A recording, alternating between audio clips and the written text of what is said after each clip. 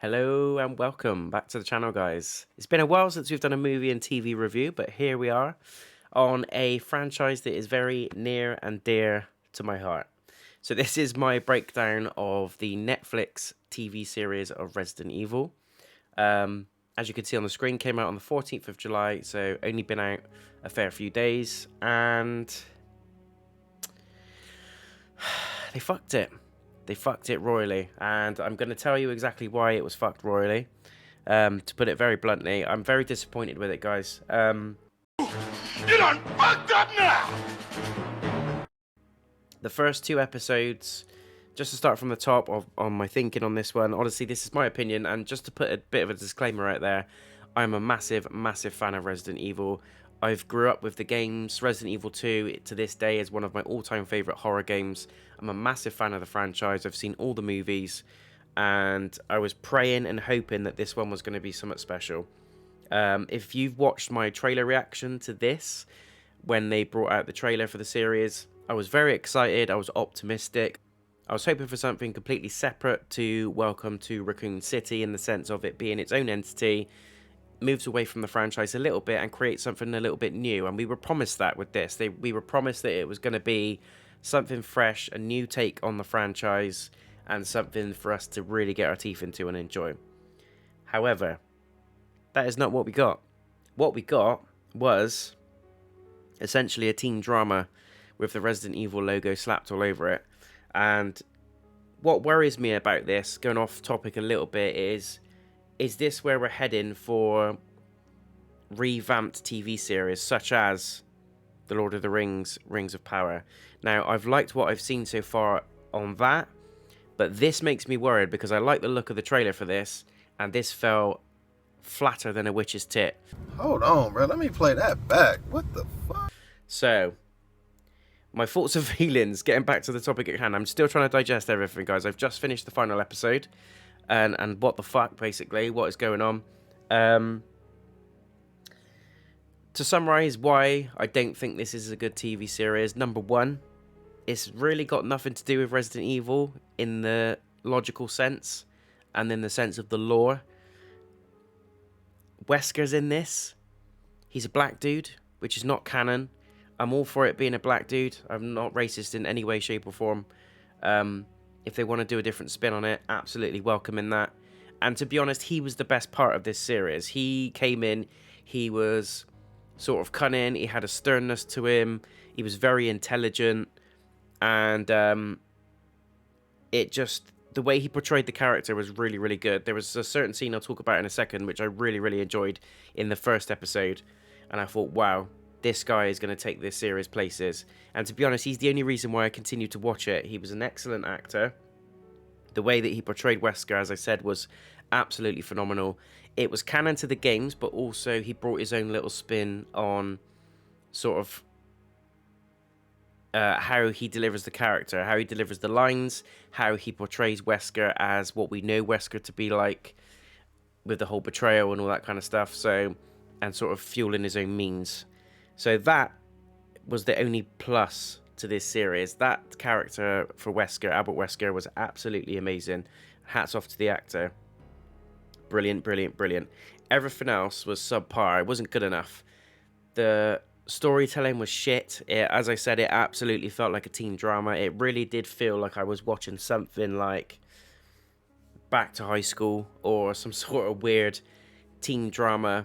And I'll go into the details in a second, but it just felt like a teen drama with aspects of Resident Evil just sprinkled over the top. So, oh look, there's zombies. Oh look, there's a licker. Oh look, there's a big spider. Oh look, there's a zombie dog. And remember Umbrella? Yeah, those guys, those massive corporate wankers that basically destroyed everything we know and love because of a strain of a virus that got out of hand. Someone got a little bit too greedy with it, and money was involved, all that kind of stuff. They're in it. Umbrella's in it, but they've revamped them now. They're portrayed to be good guys. They're a pharmaceutical company that now helps people. They give them supplements and they give them medicine that cures them from ailments and stuff like that. So why I'm getting annoyed at this, guys, is we were promised that this was going to be canon to the games. And in a weird way, we were promised that this is canon to the games, but the games are not canon to the series. Don't know how you can have one without the other. But anyway, the characters in this were not strong at all. As I said, apart from Wesker, everything else about this series was diabolical. Absolutely diabolical. Fucking diabolical. There was no horror elements to it. Resident Evil is a horror game. It's a horror franchise. It needs to be scary. It needs to be built around its roots, which is making you jump out of your skin, make you feel genuine terror, make you feel like these characters are in genuine trouble. There needs to be a survival horror aspect, and I know that's difficult to incorporate into a film, but there's other films out there that have done it amazingly well, so there's no excuses. And it, as I said, it just felt like the Resident Evil banner was solely relied on, the name was solely relied on to carry the series forward. And that's why I think there's so many mixed reviews out there. Some people really, really enjoy it. Some people absolutely hate it. And I'm going to go out on a limb and say, for fans of the franchise like myself, hardcore Resident Evil fans absolutely hate it. People that know the games, that know the lore, that know the story, have played the games through from 0 to Resident Evil Village, absolutely understand. And if you've seen the anime movies, if you've seen any of the spin-off shows that they've done, you know what the lore is, you know what the backstory is, you know who the main characters are, how the virus breaks out, the T virus, the G virus, how it all sort of amalgamates, and how Umbrella is involved. This series makes no sense compared to that. It makes absolutely no sense. And they told us this was going to be a reimagining story, which again I'm all for. I thought that was something fresh, something new, interesting take on it. I wanted to see how they sort of delivered it and where they went with it. But instead, it felt like the writers just couldn't agree on where to take this show. It just felt like some of them wanted it to be about the two girl characters, the sisters, which it kind of is. But spoilers, by the way, guys, I probably should say, I'm trying not to go off on a tangent too much on different things, but spoilers. We're going to talk about spoilers throughout this review. So please be warned, if you're going to go and watch this, you're not going to miss much if you do. But just be warned, there is going to be spoilers as we talk through. Anyway, back to the topic. So it is about the two sisters. The two sisters are sort of children to Albert Wesker in the sense that he used two separate surrogate mothers to father them. He used his sperm, his DNA, what he knows about Umbrella and how he knows, because he's a scientist basically in this one. He works for Umbrella, and he uses their DNA, their blood, to sort of harvest a different form, a different strain of the medicines and the supplements that are out there currently provided by Umbrella. As you can imagine, stuff goes wrong halfway through the series, shit kicks off, and Wesker goes rogue, people start going rogue, and it all really starts with one of the sisters breaking in to an animal sanctuary that Umbrella are using rabbits for, basically, to test the chemicals and the medicine and things that the drugs basically that they're dispensing and they're creating. They're using rabbits to test them on. And one of the sisters is vegan. She's massively against animal testing. She's against completely rabbits and stuff being used for the testing process, which, yeah, it's relatable. It's out there in the world at the moment. There's loads of people that feel the same. But she basically breaks into the site, tries to free all the rabbits, and that's essentially how things go tits up, all because of that. And it kind of steals a little bit of the story from 28 Days Later, if you guys have seen that. Again, it's a zombie movie.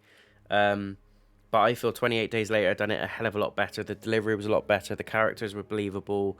The script writing was amazing. The story was amazing. It was terrifying. I can remember, to this day now, I can remember there was one time where I was watching that movie. I fell asleep and the menu music was playing. And it's terrifying. It sticks in my head to this day.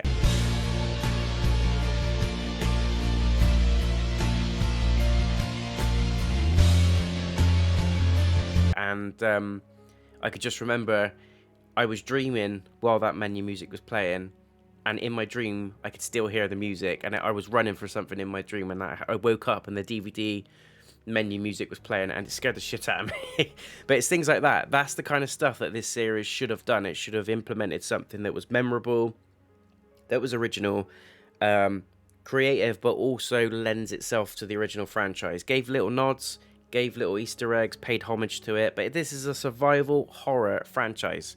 Why are we spending our time looking at two characters? One of them looks like Billie Eilish and listens to Billie Eilish music, and it's like, fuck me, what are we doing? You're trying to modernize it, but over modernizing it. You're almost forgetting what the crux of what you're here to do is. And that's my worry with a lot of stuff that happens this day and age with sort of recreations of movies and TV.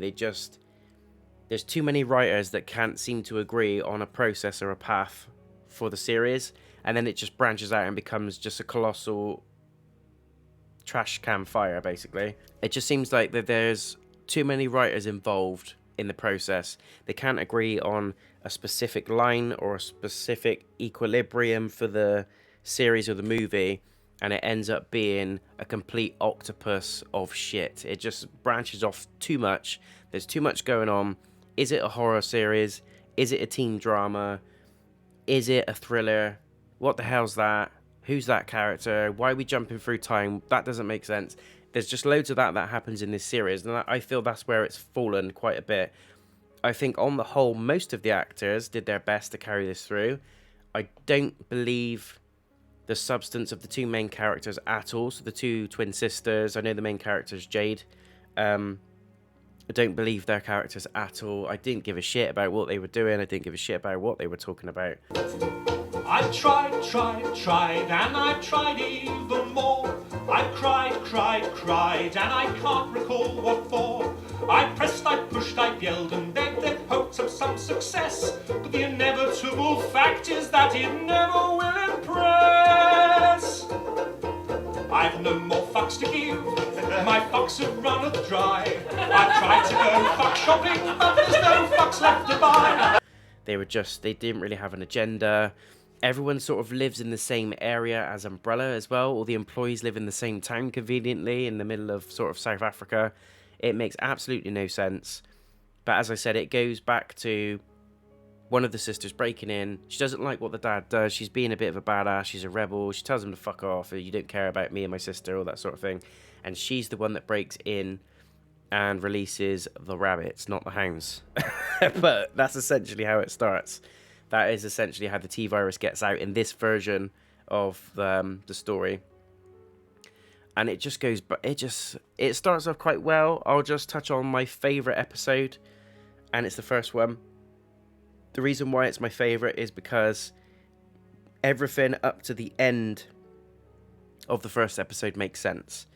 It starts off, Jade is kind of older. She is watching a group of zombies, a pack of zombies. She's hidden in this little canister or like half caravan kind of thing, and she's observing them. And basically her job is to understand the leadership mentality of the zombies, understand do they grow in intelligence? Do they sort of expand their ability as they sort of spend more time with each other? It's kind of like a social experiment, but for zombies. And that's kind of what she does in the first episode. There's a really cool scene where she catches herself. She lets off a rabbit, first of all. The rabbit sort of runs through. It's got a bit of blood on its ear. They can smell the blood. They seem to be blind in this series, but then later on they're not. That's one of the things that contradicts itself and why it's so bad. The zombies start off blind, apparently, because they can't see the rabbit or Jade, even though they're in plain sight, but they can smell the blood. So they chase the rabbit. The rabbit sort of gets away. Jade stands up to sort of retrieve the data, and she cuts herself. And that then drives the zombies into a frenzy. They can smell it. They make a beeline for her. There's a really cool chase scene where they're running over the rooftops. She basically goes over a tripwire. It triggers the zombies to come in, and there's sort of like almost like a sprinkler system that goes off that shoots out flaming fire breathing jazz. It takes out all the zombies, and in turn that prompts a massive caterpillar type mutant to come bursting out of the ground. Someday I will be a beautiful butterfly, and then everything will be better. I think I'm going to vet myself. And then they have a little to do with Jade. They have a little one-to-one time, basically. That's really cool. You also see Wesker. He is phenomenal, as I said, in this series. There's a really cool bit, and the favourite part for me is where one of his daughters is getting bullied, the main character, and she sort of stands up to the bullies half and sort of says, you know, let's just call it a day. Why are you picking on me? And the bully sort of retaliates by throwing her food in her face and just says, you know, fuck you, basically. That then prompts the sister to put on a weird raccoon head, the irony, and beat the hell out of the bully. Now, because the sister puts the raccoon head into the sister's locker, the main sister, who is not the one that did the deed, gets pulled into the principal's office with the bully. And the dad of the bully is there as well. He's basically going crazy, saying, I'm pressing charges, your daughter's crazy. Not realising that the guy sat with the daughter, so the dad is Wesker. So this is where it gets really, really cool. And Wesker sort of starts off quite casual, quite calm. As we know in the games, very collective, very calculating. And then when it gets to the point where the dad of the bully starts threatening and saying, you know, I'm going to press charges, you're going to be done. Do you know who I am? I work for Umbrella, blah, blah, blah. And then Wesker sort of flexes a little bit and says, how many people do you think can do your job? Thousands? Millions? How many people do you think can do my job? And he says, just one, me. And then that's when he sort of turns into his true Wesker form, his badass form, where he takes no crap from anybody. And he just basically reels off his CV to the dad and just says, back off, basically. You don't know who you're messing with. I'm Umbrella. Umbrella needs me. Although my name's not under the banner, I work for Umbrella. I am Umbrella. If I were to leave, Umbrella would crumble. I can get rid of you like that, sort of thing. And then all of a sudden, the dad sort of backs off and says, oh, we don't need to do anything. We could just call it a day. I'm happy with what's happened. Gets the bully to apologise. And then Wesker sort of says, no, that's not good enough. I want a bit more than that. And the dad just sort of plays along and says, yeah, you know, apologise, do it better. And it's sort of is a real good opener to Wesker's character. It's a homage to him as well. As we know in the games, that's exactly what he's like. He starts off quite calm, quite serious, quite collective, and sort of almost military precision. And then as the games go on, he loses his cool a little bit, gets a little bit more reckless, gets a little bit more greedy, and sort of becomes his own victim to his own power and his own ego, basically. And that's kind of how that first episode hints at what's going to happen in this series. And I thought that was fantastic. It was really, really well done, amazingly written, and I thought the acting in that particular scene was my favourite part of the whole series. Now, whilst that's great, you now have to bring yourself back to the point of saying this is a series about zombies, mutant dogs, giant spiders, mutant creatures called lickers that have claws, sharp teeth that are blind and smell your blood. There's hordes of zombies. There's a massive giant caterpillar at least. There's giant moths. There's weird apes. There's killer dogs, rabbits, all that kind of stuff. Which all screams horror, right? And the scene I just described is the best scene in the series. It's about a guy flexing his character. And that's where it goes wrong. That is literally the best scene, guys. I challenge you to correct me on that one if you've watched this. The creatures are okay in some scenes, but the AI and the CGI just looks absolutely atrocious. Boom, claret everywhere. Fucking diabolical. And this is where I think I'm going to go out on a limb and probably give a fairly unpopular opinion now. I think the film Welcome to Raccoon City is better in a sense than this.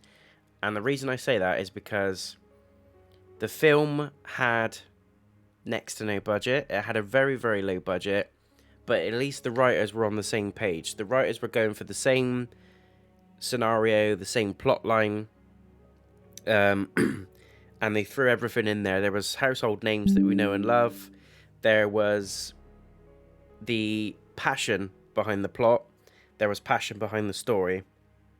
Where it fell was that it had next to no budget. It just didn't glue together very well. But at least there was a, hey guys, we're fans of this series. We're fans of this franchise. We're really trying. Love it. Whereas the series has all the budget in the world, to a degree. The writers are not on the same page, and there's just no passion for the franchise, is what it feels like. There's no passion for the franchise, because they're just slapping in characters, creatures, names, and oh look, it's Resident Evil, it's going to sell. I think they really did rely on that to sell this, and this is number one in the TV shows on Netflix at the moment. And it's probably the intrigue, it's probably the fans of the games and of the previous movies, like myself, that just want to see, is this going to be something different? Is this going to be something like they promised, something original, but something that's going to pay homage to the original franchise? And the answer is no. And that's why I think the film is better, because at least with the film, there was passion, there was determination, and they wanted it to work. They just didn't have the budget, and the writers weren't quite on the same page. But on the whole, the premise was there, the promise was there, and the determination was there, but it just didn't come together very well. It just wasn't delivered very well. And in my opinion, the actors that they picked were absolutely atrocious as well. Just couldn't deliver the characters well enough, and I don't think there was enough research behind the characters themselves. I'm not saying they all had to go and play the games before they sort of deliver the characters, but at least look at some substance to their story, at least read on their backstory, understand their struggles, and just try and empathize with their situation. I think the character delivery would have been better if that was the case. But with the series, there's no excuses. They had the time, they had the budget, they had the actors, they had the delivery. They just didn't have that passion there, and which is why I'm putting the film slightly above the series. And that's not to say the film was great. The film was equally as turd, but at least the passion for the franchise at least was there. With this, there's no excuses, guys. I just think it was a very quick money grab type of scheme. I'm hoping and praying, and this is where I will really get my knickers off. If they fuck it up with Lord of the Rings, it's gonna be hell to pay. I will look for you. I will find you. And I will kill you. This is what makes me worried for future franchises or remakes of franchises or spin-off shows, such as House of the Dragon with Game of Thrones and also The Rings of Power with Lord of the Rings. Both are coming very, very soon. And I'm just thinking, please, we just need a great combination. It's not always about the budget. You can pull it off if you've got the right talent and the right script writing. But with such big names like Netflix and Amazon, there's no excuses. If you can deliver on the budget, the writing needs to be there, the actors need to be there. And with this, the formula was right, but the delivery was atrocious. And I think a lot of it fell down through that script writing. I'm not blaming the actors, but also some of the acting in this was so bad. It just felt like a B movie to me. And what was really sort of pressing on me with this, and why I feel that it was so bad, is that I had to keep reminding myself that this was Resident Evil, that it was linked to Resident Evil, it's called Resident Evil. And when you're watching something and you think, it's nothing like what you're calling it. It's like me saying to someone, you know, eat this piece of cheese, and actually they're eating bacon. It's like you can't convince the eye otherwise. You can't convince the senses otherwise. And this is what it feels like when you're watching this. It feels like you're watching a teen drama with sprinkles of Resident Evil in there. And it's easy to forget that you're watching Resident Evil, and it shouldn't. That's why I'm saying it should not be easy to forget that you're watching Resident Evil. That it should be in your face pretty much all the time. And I'm not saying keep saying Umbrella. Oh, look, there's the logo again. Oh, look, there's Leon. Oh, look, there's Wesker.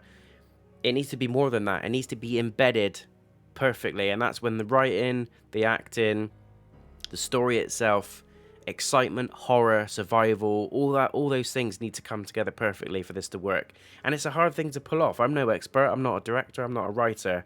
That when it's put together well, this can deliver. And we've seen it in shows like Game of Thrones, Vikings, Sons of Anarchy. I could go on about it all the time, guys. Even like your comedy shows, Big Bang Theory and stuff like that. It's just a perfect amalgamation of writing, storytelling, delivery, and script. It just all needs to be perfectly put together. And with this, there was no excuses. Like I said, they had all the time in the world, the budget. It was all in hand. We were promised a alternative spin to what we know as the Resident Evil story, and I was all for that. Unfortunately, what we got was this, and it's a pass for me. It's a very hard pass. The movie was crap. Unfortunately, the TV series is just as crap. Skip it, guys. Don't bother watching it. They're hour-long episodes. There's about 7 or 8 episodes in total. And I just think your 7 or 8 hours can be better spent on other things like vacuuming your house, feeding your hamster, walking your goldfish, cutting your toenails, anything bar watching this crud of shit. It's honestly... God don't do it, it won't get done. If God don't do it, it won't get done. If God don't do it, it won't get done. It's gonna take a miracle from God. I sort of apologise for the swearing, but I just feel like yet again one of my franchises has been ripped to pieces. There's no excuses. There's no excuses for this shit. We shouldn't be putting up with it. Don't support it. Don't watch it. Leave a thumbs down on the damn video. Not my video. Hopefully you leave a thumbs up on that. But on the actual video, the Netflix video, the series, thumbs down that shit. Don't support it. I'm done. So that's my take on it, guys. As I said, bad characters, bad script writing. Apart from Wesker, he was excellent. The creatures were shit. The story made no sense. It didn't feel like Resident Evil. It was too much in your face with, oh, look, it's Wesker. Oh, look, it's Umbrella. But none of it actually felt like that. It just felt like a teen drama with the Resident Evil logo slapped on it. And they think we're dumb enough to fall for that. Crap. Crap. Crap. Crap. Crap. Crap. And for people to just go, yeah, it's Resident Evil, it's great. It's like, no matter what you put on your pile of dog shit, whether it's sprinkles, whether it's chocolate, whether it's strawberry sauce, whether you dress it up like Rita Ora, at the end of the day, that is still a pile of dog shit. Yeah, boy! And I'm not falling for it. Not this time, not again. Do not fuck with Amazon. Lord of the Rings, Rings of Power, do not mess with it, because I will not be happy. Thanks. So there we go, guys. I hope you enjoyed it. Unfortunately, it's a hard no. It's a hard thumbs down. If I was to have to give this a rating, it's probably a 3 or a 4 out of 10. 4 out of 10, I'm being generous, and that's only probably because of the Wesker character. But it shouldn't just take one character. This should all fit amazingly well, and he's not the main character either. That's the thing you need to remember in this. He's not the main character. I had to keep reminding myself this is Resident Evil. The script writing was poor, the story was poor. There's no excuses on the budget. They had all the budget in the world for this one, and they just relied on the brand a little bit too much. None of it was scary. This is survival horror at its best, franchise wise, and they messed it up royally. This should have been...